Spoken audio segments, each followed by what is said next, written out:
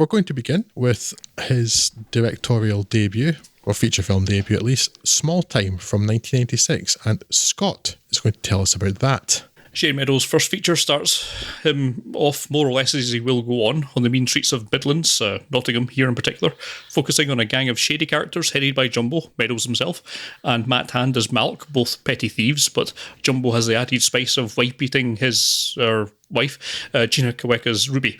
Malk's partner, Dana Smiles' Kate, has had enough of Malk's life of crime and hearing Jumbo's violence through the paper-thin walls of the council estate and wants to leave. Malk's being slowly talked around her position over the course of some small-time car boot larceny and drinking, but there's always that one last job. In this case, it says here, raiding a small New Age store that goes disastrously, leaving Jumbo, Malk and the rest of the gang facing varying kinds of music. Now, when we're putting these directorial retrospectives together, often the primary interest is in seeing their first feature is not so much seeing how they have improved, which thankfully in this case is immeasurably, but to see if they're still interested in the same themes and ideas in space year this year as they were back in the dim and distant past, in this case the mid-90s. And that's certainly the case here. Meadows' fascination with telling the underexplored stories of the disadvantaged English working classes while not treating it as a kitchen sink drama misery porn. He's also someone I'd argue is often more concerned with characters than driving elaborately plotted narratives, and certainly the latter half of that is on display here. There's not a great deal to Small Time, to be honest. It might just about qualify in the first half too, if only I could make out more than half of what the people were saying. As is often the case with early micro-budget films of directors, there's a few technical issues with miking and mixing that makes it a touch difficult to understand, particularly when Meadows is using the soundtrack as a driver, which is again another repeated motif. To the point that I kind of gave up trying to hear what the characters were saying, particularly when the music was blaring, which I think led to missing whatever plans were being made for the final heist, and it just felt like I'd missed a few scenes. And I think that's also why it's kind of tough to identify with or understand the characters' actions and lives. Small Time has been given some overly generous ratings on IMDb, to say the least, and while it won't necessarily warn anyone away from watching it as a curiosity after viewing his later better films, it's 100% not where you should be starting exploring his canon, unless you have a cheap wig and shell suit fetish. I liken this in some ways to A Fistful of Fingers, which was the Edgar Wright's largely forgotten early work of Edgar Wright when we did our Edgar Wright episode. Yeah. That last year, Scott? Yeah.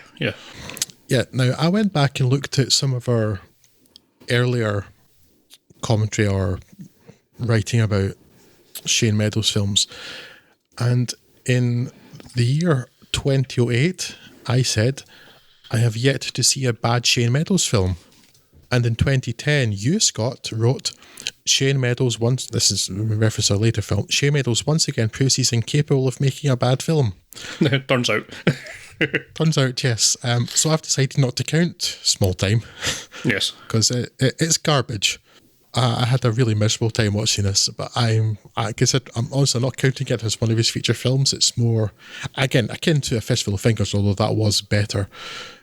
It's a kind of curio of, and it's more just a kind of him finding his feet, I guess.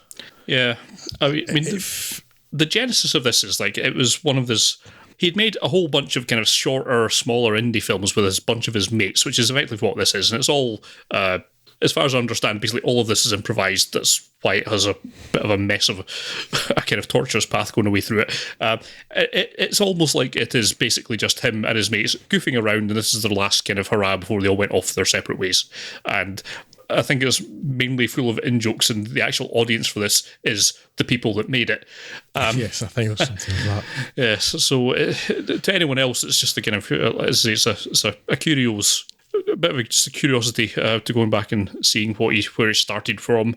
I didn't absolutely hate it, but I don't really have an awful lot positive to say about it other than it's there. It's hard to get behind. It's weird. A Fistful of Fingers was one of those films that was almost buried. It was very hard to get a hold of. Whereas this film had a BFI DVD release. Yeah. And it probably ought not to have done. If this was an extra in one of his later films, that would be fine. That's kind of where it belongs. Yeah. As a separate release. And it's all, no, there's just so little here. And I didn't hate it. That's not quite the right word. It's just... mostly it's boring, which is generally the worst of sins in film. I didn't see the point of it. I'm not sure what he was trying to say. It wasn't funny. It wasn't entertaining. It's weird, given the next film we're going to come on to, that it almost feels like he's using domestic violence here as the basis of a joke, but not quite. It's strange. It feels like it's set up like that, but it doesn't really go anywhere with it. And it's one of a couple of things that's included, because this would be a controversial dramatic point, except that there's no actual point to it. It's just in the film, and then it's not in the film. It doesn't really say anything about it. It's just there, and then it's not until it is again, and then it's not.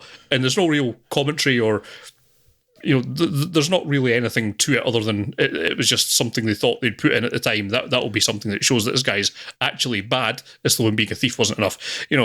Shows that he's worse than the other one, so you have someone to root for rather than another guy. But it's not really saying anything. It's just there for the sake of being there, and it shows something of an immaturity in his approach, which gets much more clarified later on. I mean, even in his next film, it is substantially improved upon. So, yes. Yeah, and I mean, the stuff that happens in it simply is interesting. There's a point where one of the couples ends up going to somebody else's house.